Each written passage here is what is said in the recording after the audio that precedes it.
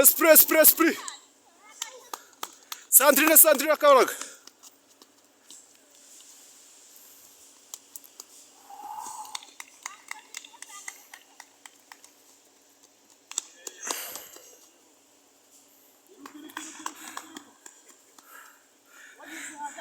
Uyu muntu mumushyira mu bihano.